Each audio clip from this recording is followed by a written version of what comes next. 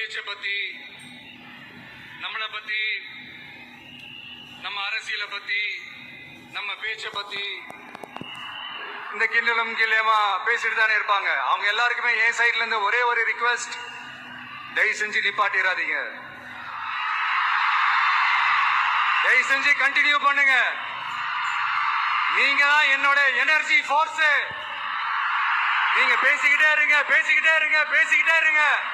நான் மக்களுக்கு தேவையான நல்லதை செஞ்சுக்கிட்டே இருக்கேன், செஞ்சுக்கிட்டே இருக்கேன், செஞ்சுக்கிட்டே இருப்பேன்.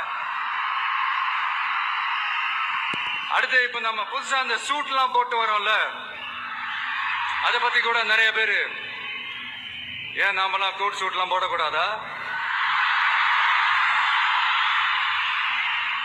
அதிகாரம் செய்யறவங்களும் ஆதிக்க சக்திகளும் மட்டும்தான் கோட் சூட் எல்லாம் போடணுமா என்ன? அப்பெல்லாம் எதுவுமே கிடையாது. நான் என்ன கலர் கலராவா போட்டு வரேன்? ரெண்டே கலர், நம்ம எல்லாரும் மனசு மாதிரியே பிளாக் அண்ட் ஒயிட்.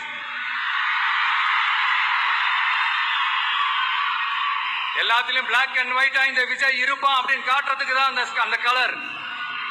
அடுத்து அந்த பிளாக் கூட யாரை குறிக்கும், எதை குறிக்கும்ன்றது நான் சொல்லிதான் தெரியணும்னு அவசியம் இல்லை. அது உங்களுக்கே நல்லா தெரியும். எல்லாத்துக்கும் இப்படி வழக்கம் சொல்லிக்கிட்டு நச நசன் பேசுற டைப்பும் நம்ம கிடையாது. உங்களுக்கே தெரியும், அதிகபட்சமா எல்லா மீட்டிங்லும் 20 நிமிஷம்குள்ளதான் நான் பேசியிருக்கிறேன். அதனால இப்ப மக்கள் என்கிட்ட என்ன சொல்றாங்க அப்படின்னா, இந்தப்பா விஜய், நீ எங்களுக்காக உழைக்கிறதுக்காக வந்திருக்கிற, அந்த வேலையை மட்டும் பாரு, உன்னை பத்தி பேசுறவங்கள நாங்க பாத்துக்கிறோம்.